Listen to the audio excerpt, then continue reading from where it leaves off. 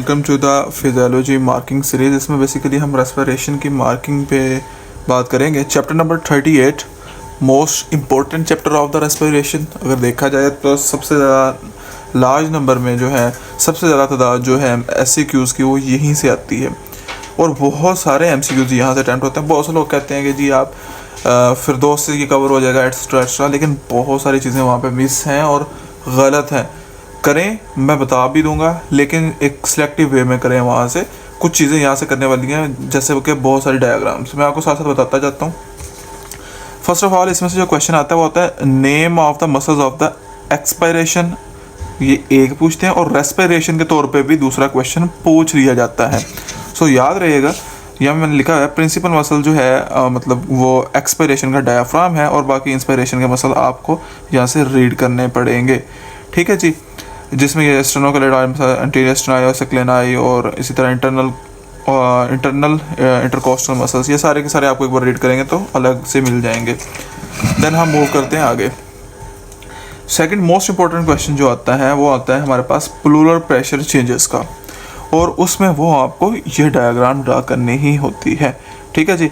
अब transpulmonary pressure की आपको डेफिनेशन, ये जितनी भी पीछे आपको मतलब पॉइंट्स आएंगे ना, उसकी एक बेसिक डेफिनेशन आनी चाहिए। Like transpulmonary pressure, what is transpulmonary pressure, इसको रिकॉइल प्रेशर क्यों कहते हैं, ये वाइवा क्वेश्चंस में बहुत पूछेंगे आपसे।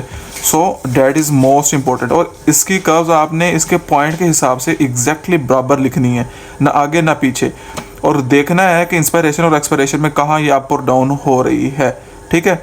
अच्छा, इसको फंसाने के लिए क्या किया जाता है, प्लूरल प्रेशर के नाम से नहीं दिया जाता, वो कहते हैं changes in the lungs volume, alveolar pressure, plural pressure and transpulmonary pressure. हमारे एक बार HOD सर ने एक क्लास टेस्ट में या फिर टर्म टेस्ट में यही क्वेश्चन इसी हेडिंग के थ्रू दे दिया था, और बहुत मुश्किल हो रहा था समझना कि ये क्या पूछा जा रहा है। तो ये इसको आपने बस एक बार देख लेना ताकि आपको मुश्किल ना आए। So second question is done. Changes भी इसमें पूछ सकते हैं, वॉल्यूम चेंजेस का। अच्छा, उसके बाद आ जाता है, और याद रहे कि ये जो पॉइंट इसकी कर्व ऊपर और नीचे जा रही है, ये MCQ में भी आती है। प्रॉफ में MCQ ये आया हुआ है कि कितनी अप जाती है और कितनी जान जाती है, वो पॉइंट के हिसाब से जो है वो आ जाता है हमारे पास कंप्लायंस। कंप्लायंस क्या होती है, कंप्लायंस का डिफरेंस क्या है, किस चीज़ों के दरमियान डिफरेंस है, इसका फार्मूला क्या है, मैंने तो अपना स्टिकी नोट पे लिखा हुआ है। ठीक है। और डेल्टा V और डेल्टा P होता है, और इसके साथ आपको ये डायग्राम ड्रा करनी आनी चाहिए। ठीक है जी, ये डायग्राम, जस्ट ये डायग्राम। और स्लोप जितनी ज़्यादा होगी उतनी कंप्लायंस ज़्यादा होगी, ये एक MCQ पॉइंट है। बाकी आपने रीड करना है, इसमें से MCQ आ सकते हैं। और करैक्टरिस्टिक्स जो है, इलास्टिक फोर्सेस कौन कौन सी है, इनमें ये जो दो नाम हैं ये आपको आने चाहिए। ये SCQ पॉइंट है। जब जब कंप्लायंस का क्वेश्चन आता है साथ साथ ये फोर्सेस पूछते हैं, डायग्राम्स पूछी जाती है। ये हो गया। सरफेक्टेंट क्या होता है। फर्स्ट ऑफ ऑल जो मोस्ट इम्पोर्टेंट क्वेश्चन इसी चैप्टर में मोस्ट रेपिटेशन में पूछा जाता है, वो यही पूछा जाता है कि सरफेक्टेंट बनता कैसे, किस चीज़ से बना होता है। ठीक है, किस फास्फोलिपिड से बना होता है। ओके। देन वो पूछते हैं इसका फंक्शन क्या है, सरफेस टेंशन कम करता है, दूसरा क्वेश्चन। तीसरा वो पूछते हैं इसकी इंपॉर्टेंस क्या है।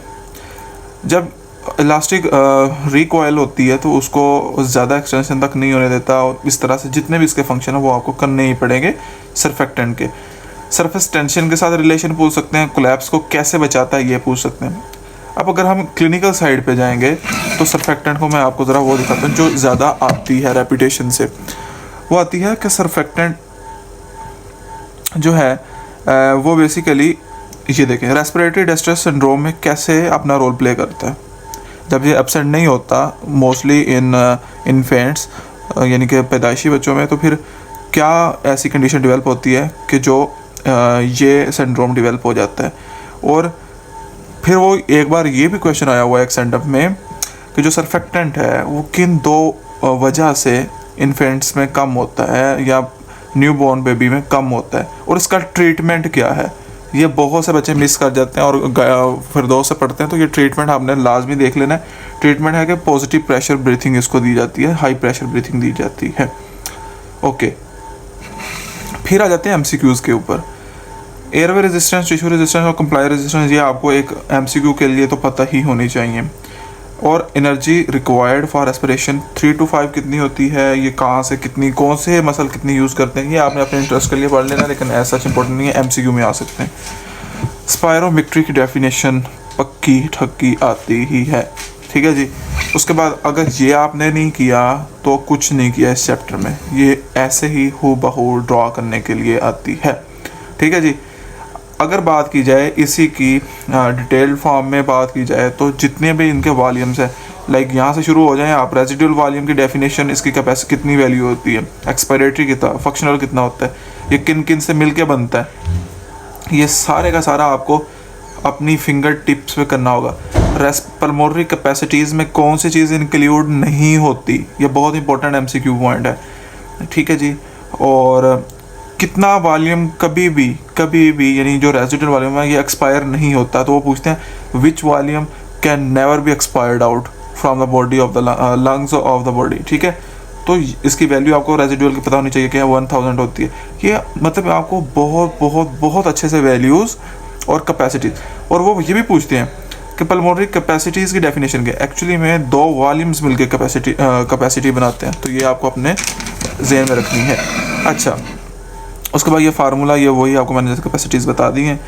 अच्छा, 1-2 चीज़ें आप याद रखिएगा, वो शायद टेबल आपको मिल जाएगा, फिर दोस्त पे एक टेबल है, वो आप लाजमी कर लीजिएगा। किन कंडीशंस में कुछ वॉल्यूम इंक्रीज़ होते हैं, ठीक है। वो क्या कहेंगे, वो कहेंगे कि जी एक पेशेंट आया है, एम्फीसीमा का, निमोनिया का, एस्थमा का, डिफरेंट डिजीज़ का आपको नाम बता देंगे और कहेंगे कि बताएं इसका टाइटल वॉल्यूम पे, रेजिडुअल वॉल्यूम पे और एक्सपायरेटरी वॉल्यूम पे, इस तरह वॉल्यूम से कहेंगे इन पे इफेक्ट क्या है। अब देखो आपने क्या करना है, जब आप डिजीज़ पढ़ लेंगे आपको पता चल जाएगा। जिसमें एस्थमा इन ट्रैप हो रहा है, सपोज एम्फीसीमा है, उसमें क्या होता है, वो लाइक का कोलैप हो जाता है, तो क्या होता है कि एक्सपायरेशन नहीं हो पाती, तो रेजिडुअल वॉल्यूम इंक्रीज़ कर जाते हैं। तो उस हिसाब से आपने वो चीज़ें बतानी ही है। फिर दोस्त में वो टेबल बना हुआ है और शायद वो BRS का भी टेबल है, लेकिन वो लाजमी कर लीजिएगा, पास पेपर में वो गिवन है, ठीक हो गया। उसके बाद ये दोबारा 2 ये आपने करने हैं और ये फार्मूला करना ही करना है। इसका थोड़ा बहुत आइडिया ले लेना है एक बार फिर दोस्त से, तो यहाँ से कोई रीड ऐसा नहीं आएगा, ठीक है। Measurement of the dead space बहुत इंपॉर्टेंट है, क्लास एस में बहुत रेपिटेशन से आता है, ठीक है। डेड स्पेस क्या है, एल्वियोलर वेंटिलेशन क्या है, ठीक है। और इसी तरह वो पूछते हैं कि टाइप क्या है डेड स्पेस की, ये आपने अच्छे से कर लेना है। शॉर्टर वे में आपको पास पेपर पे अच्छा मिल जाएगा, ओके हो गया। या आप खुद भी शॉर्ट कर सकते हैं, मैंने उधर से किया था इसलिए मैंने आपको ये बोला। एनाटॉमिकल वो पूछते होते हैं कि एनाटॉमिकल और फिजियोलॉजिकल डेथ स्पेसेस में या क्या डिफरेंस है, जो यहाँ पे गिवन है, ये बहुत अच्छे से करना है और बहुत इंपॉर्टेंट UQ है, रेपिटेशन से ये आता है। हम ज़रा एक बार दोबारा चार्ट को देख लेते हैं। सरफेक्टेंट की बात होगी, RDS यानी रेस्पिरेटरी डिस्ट्रेस सिंड्रोम की बात होगी, ये उनके डायग्राम्स की बात होगी, डेड स्पेस की बात होगी। अब आ जाते हैं रिफ्लेक्सेस पे। रिफ्लेक्सेस कैसे हैं, ये जितने भी MCQs मैं आपको एक बार बाद में बता देता हूँ, पहले रिफ्लेक्सेस का बता के MCQs फिर ज़रा एक डिटेल वे में आपको बता दूँगा। रिफ्लेक्सेस में बेसिकली आपको क्या होता है, एक कफ रिफ्लेक्स और एक स्नीज रिफ्लेक्स, ये 2 आती हैं, इनका पाथवे पूछते हैं। बस पाथवे आप इस चीज़ को आप फिर 2 से कर सकते हो, आपको कवर हो जाएगा वहाँ से, आपको इतना सारा याद करने की ज़रूरत नहीं है। लेकिन इस चीज़ को एक रीड लाजमी दीजिएगा MCQ के लिए। कुछ MCQ आपको मैं बता देता हूँ। अच्छा, एक चीज़ और मैं आपको बताना चाहता हूँ जहाँ पे जो SCQ के लिए इंपॉर्टेंट है, फोनेशन का प्रोसेस की डेफिनेशन क्या है और एडम एम्पल क्या होता है, ये आ जाती है क्लास टेस्ट में। SCQ नहीं आया हुआ, लेकिन क्लास टेस्ट में मोस्टली पूछे हैं। ऑब्वियसली आप क्लास टेस्ट में अगर HODs देते हैं तो ऑब्वियसली चांसेस होते हैं कि वो प्रॉफ के पेपर में भी अपेयर होने से पहले आपके आ जाए। जल्दी से MCQs का बता देता हूँ आपको। MCQs का सीन ये है कि 5 और 6 का कोलैप्सिंग का पूछा जाता है इसमें बेसिकली।